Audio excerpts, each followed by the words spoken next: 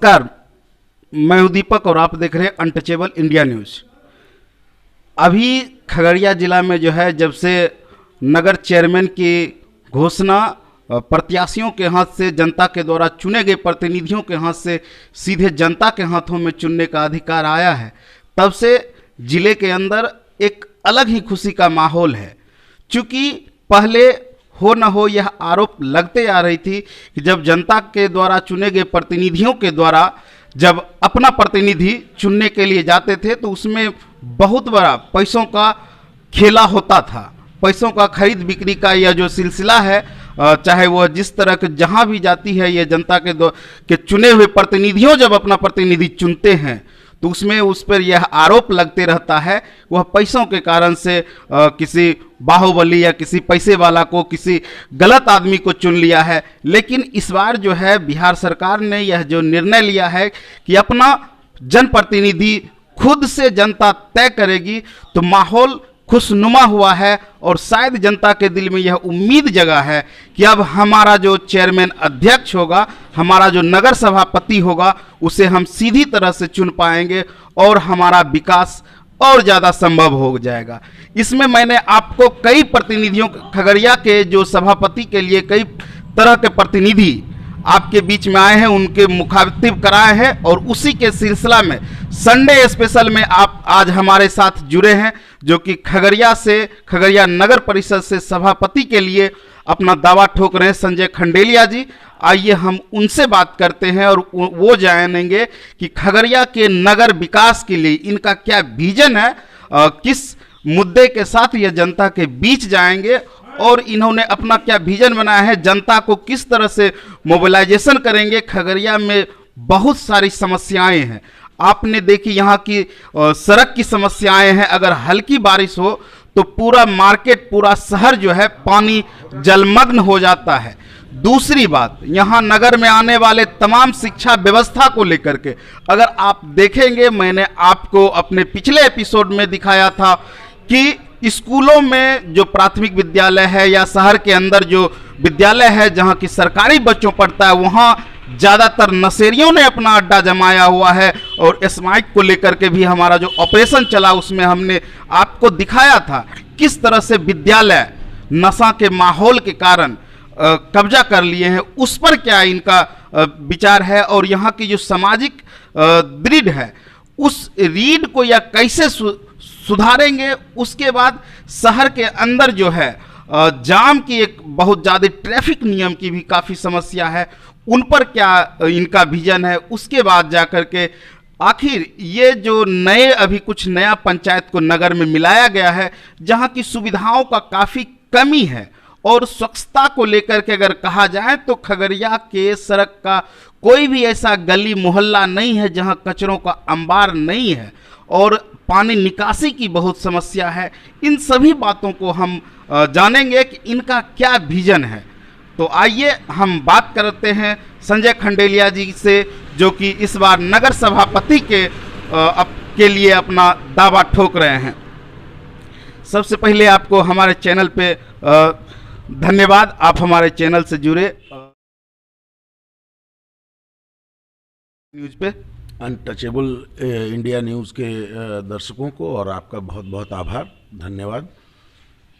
Sir एक बात बताइए, आप इस बार जब से ये चीज़ देखा गया कि जब जनता अपना सभापति खुद चुनेंगे तो उत्साह का माहौल है, ऐसे में आपका क्या विजन है, आप क्या सोच करके यहाँ जा रहे हैं, जनता आपको क्यों अपना सभापति चुने? देखिए दीपक जी, हम लोग नगर की राजनीति में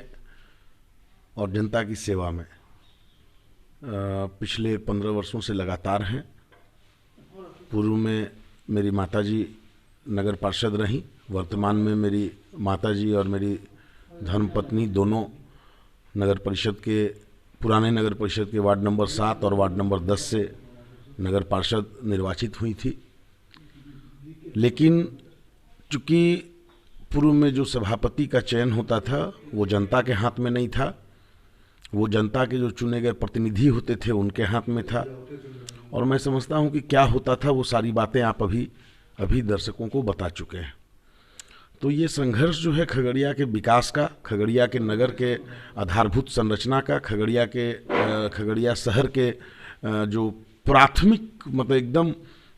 बेसिक रिक्वायरमेंट है उसका, इसके लिए इस संघर्ष में मैं पिछले 10 वर्ष से लगातार हूँ। इस बार बहुत ही हर्ष की बात है कि इस बार अपने भाग्य का फैसला लेने का अधिकार बिहार सरकार ने अन्य चुनावों की तरह इस बार नगर के निकाय के चुनावों के लिए भी जनता के हाथ में दिया है। तो सबसे पहले तो मैं इसके लिए राज्य की सरकार को और नगर विकास मंत्री जो हमारे उप मुख्यमंत्री हैं उनको धन्यवाद देता हूं कि उन्होंने अपने नेता के चयन का, अपने नगर सरकार के मुखिया के चयन का अधिकार जनता के हाथ में दिया, और ताकि जनता सही निर्णय ले पाए। और जनता अब जो हमारी जनता है वो बहुत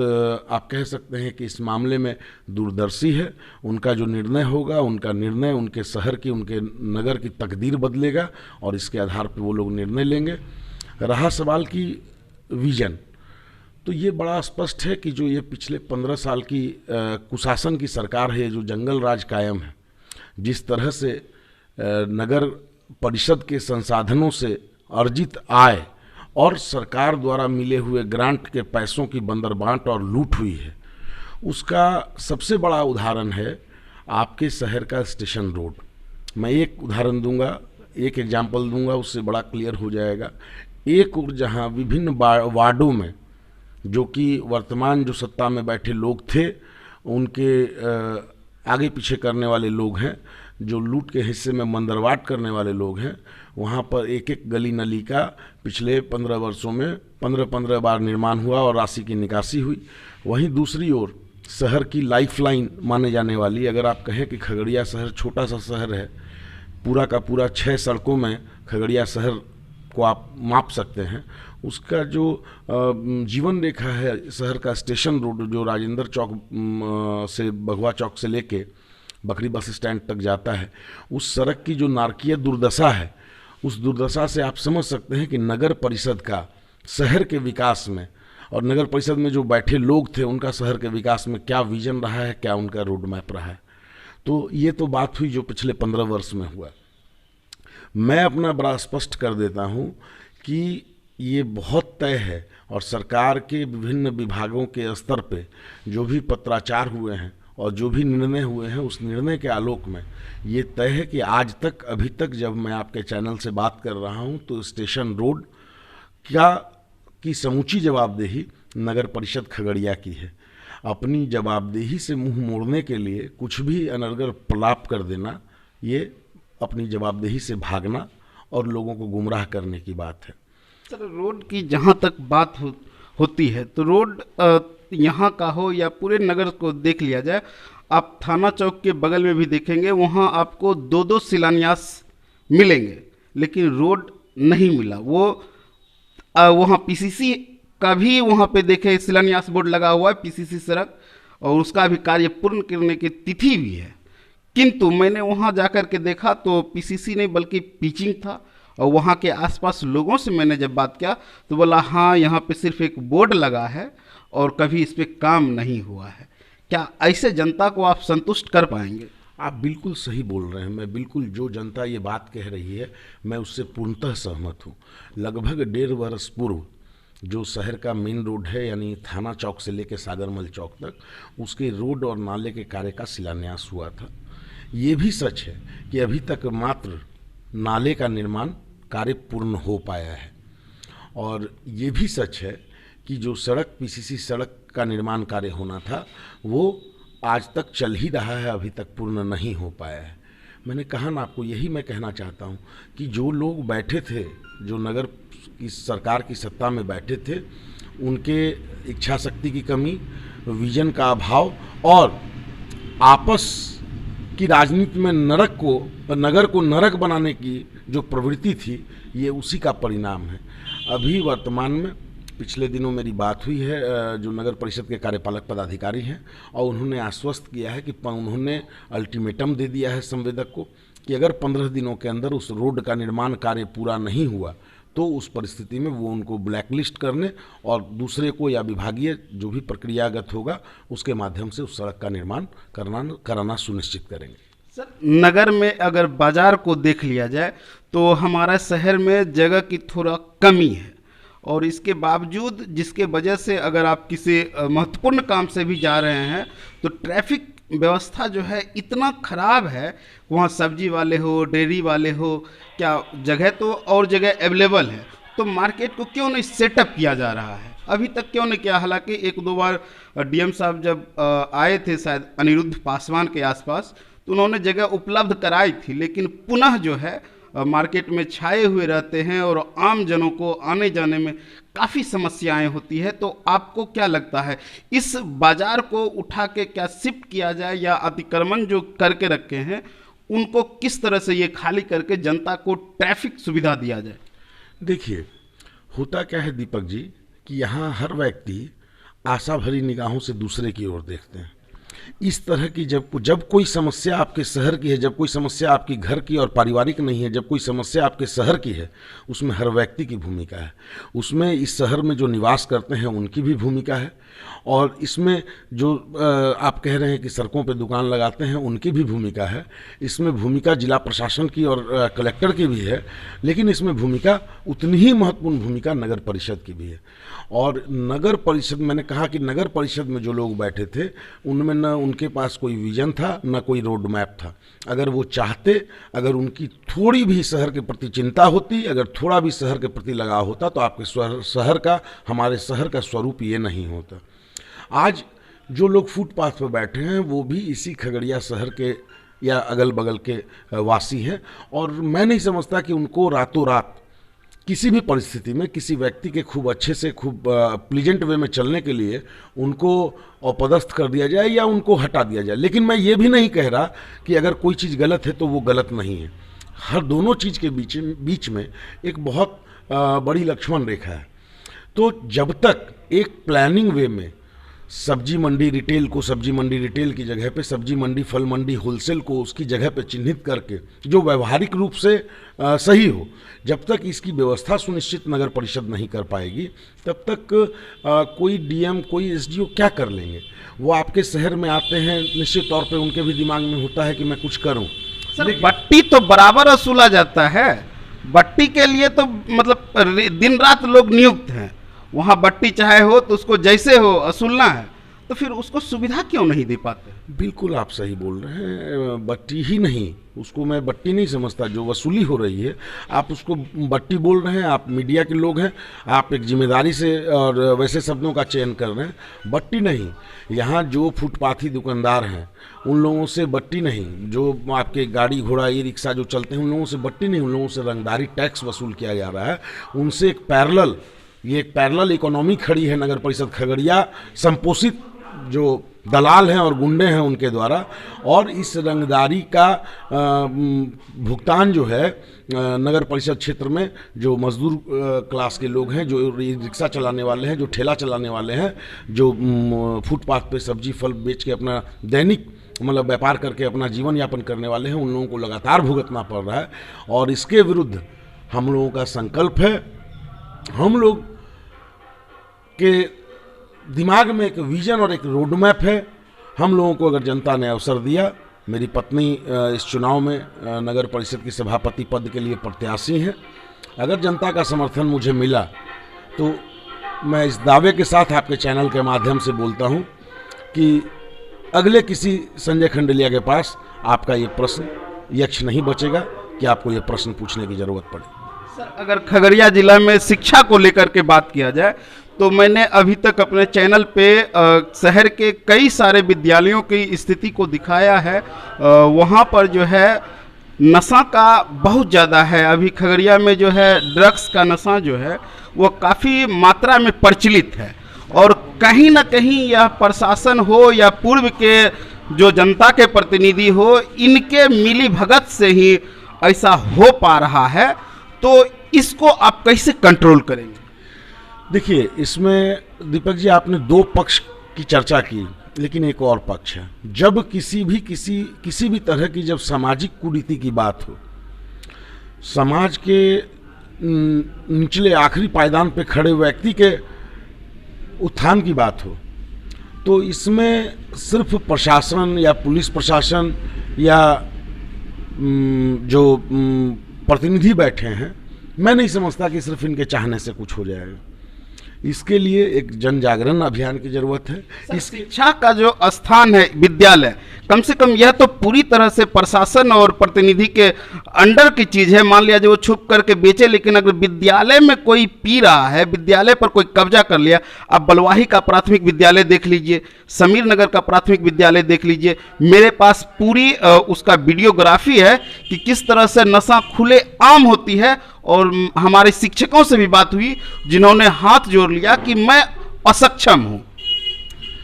दीपक जी, मैं इसमें यही कहूँगा कि हमारे यहाँ एक परंपरा है, जब गरीबी हटाने की बात होती है ना, तो गरीबी नहीं हटाई जाती, गरीब हटाए जाते हैं, गरीबी नहीं हटाई जाती। मेरा ये कहना है कि ये जो नशे का माया जाल है, इससे अगर मुक्ति पानी है, इससे अपने आने वाली पीढ़ी को बचाना है, तो ये कतिपय फोकस इस पे करने से कि वो वहाँ पी रहे हैं और उनके ऊपर कार्रवाई हो, उससे ज़्यादा, वो भी ज़रूरी है, लेकिन उससे बहुत ज़्यादा ज़रूरी है कि जो इसके सौदागर हैं उन पे कड़ी से कड़ी और सख्त से सख्त कार्रवाई हो। और ये किसी एक पक्ष से संभव नहीं हो सकता, इसलिए कि इसका व्यवसाय करने वाले, इसका धंधा करने वाले छोटे छोटे लड़के हैं, इसके धंधा करने वाले में महिलाएं इन्वॉल्व हैं, और वो जब तक प्रशासन को या जनप्रतिनिधि को इसमें एक बहुत बड़ा की फैक्टर है कि जो यहाँ के लोग हैं उनका सहयोग मिलना बहुत ज़रूरी है। और हमारे पास इस पे भी हम लोगों के दिमाग में है। मैं इस समस्या से पूरी तरह से पूरे तौर पे वाकिफ़ हूँ, और इसके लिए सिर्फ प्रशासनिक कार्रवाई या पुलिसिया कार्रवाई से काम नहीं चलेगा। इसलिए कि मतलब कहना नहीं चाहिए, लेकिन चूँकि मेरे शहर की बात है, हमारे जो बच्चे आने वाले समय में जो हमारे नौनिहाल हैं उनके भविष्य की बात है। मैंने देखा है जब पुलिस किसी पकड़ के लाती है स्मैकियर को, और जब वो थाने की हाजत में जब वो सर पटकता है उस नशे के लिए, तो मतलब क्या स्थिति होती है, आप उस स्थिति की भयावहता का आकलन और अंदाजा नहीं कर सकते। तो मैं समझता हूँ इसके लिए नगर परिषद के स्तर पर, चूंकि नगर परिषद का दायरा बहुत विस्तृत है, ये नगर सरकार है, इस एक पर्टिकुलर विषय पे, बाकी अन्य विषयों की तरह इस विषय पे भी बड़े अभियान को चलाए जाने की जरूरत है, जिस अभियान में सिर्फ और सिर्फ दंडात्मक कार्रवाई से नहीं हो। दंडात्मक कार्रवाई तो हो ही हो, लेकिन वो कार्रवाई, बड़ी कार्रवाई, पुलिस की बड़ी कार्रवाई जो इसका धंधा करने वाले सौदागर हैं उन पे हो, और जो इसके पीड़ित हैं, जो नशा स्वयं कर रहे हैं, घर से पैसा चुरा के या किसी भी तरह से, चूंकि आप ये देख रहे होंगे, अगर आपके पास वीडियो है, तो उन लोगों की आर्थिक पृष्ठभूमि वैसी नहीं है कि वो शौक के तौर पे किसी नशे का सेवन कर सकें। वो किस तरह से करते हैं ये आप समझ सकते हैं। तो उनको, मेरा व्यक्तिगत मानना है कि उनको जो है पीड़ित के तौर पे, उनको भुक्तभोगी के तौर पे देखा जाए, और जो इसके सौदागर हैं उनको समाज के दुश्मन के तौर पे चिन्हित किया जाए, और उनका इलाज करना सिर्फ पुलिस से इलाज नहीं होगा। पुलिस की भूमिका,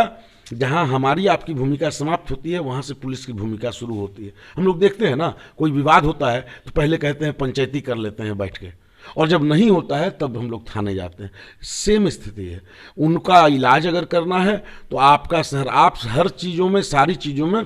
सिर्फ और सिर्फ जहाँ वैसी चीज़ है वहाँ आप देख सकते हैं सरकार की तरफ, लेकिन कुछ चीज़ें ऐसी है जिसमें आपकी भी महत्वपूर्ण भूमिका है। आज कहीं न कहीं उस भूमिका में, चूँकि क्या होता है कि जो इस तरह का 2 नंबर का व्यापार करने वाले होते हैं, आज की तारीख में शराबबंदी है, जो आप जानते ही हैं, कहने पब्लिक डोमेन में सारे लोग जानते हैं कि आज शराब के व्यवसायी कौन है, व्यापारी कौन है। तो वो क्या होता है कि उनके पास 2 नंबर के धंधे का पैसा है, जिसकी वजह से वो कहीं ना कहीं जो लोग विसिल ब्लोअर का काम कर सकते हैं, जो लोग पहुंचा सकते हैं, उनको किस तरह से मैनेज करते हैं, डरा के रखते हैं, धमका के रखते हैं इस चीज़ को। तो सबसे पहली आवश्यकता है खगड़िया शहर को भयमुक्त करना है।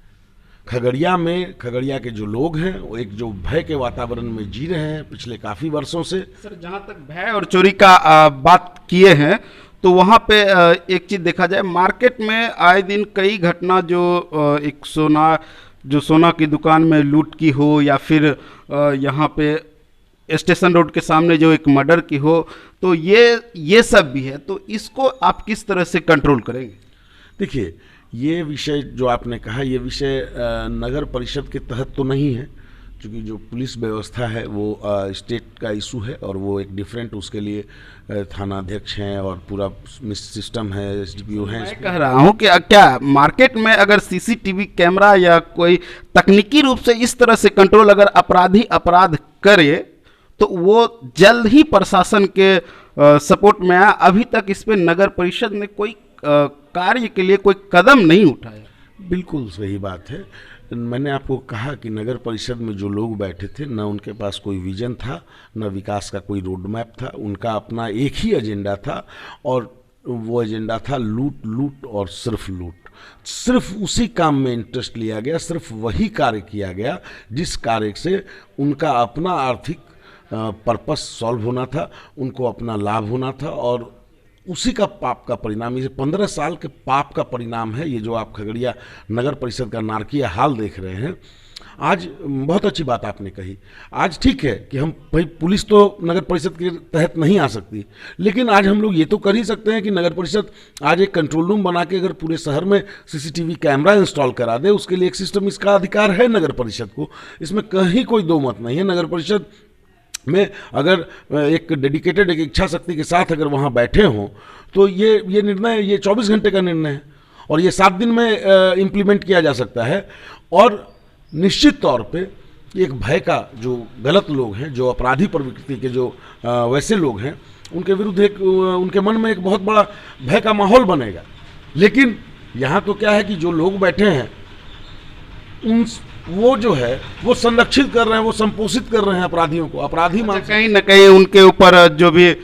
मान लिया जाए कि चाहे वो गलत करने वाले हो, चाहे वो स्मगलिंग की हो या फिर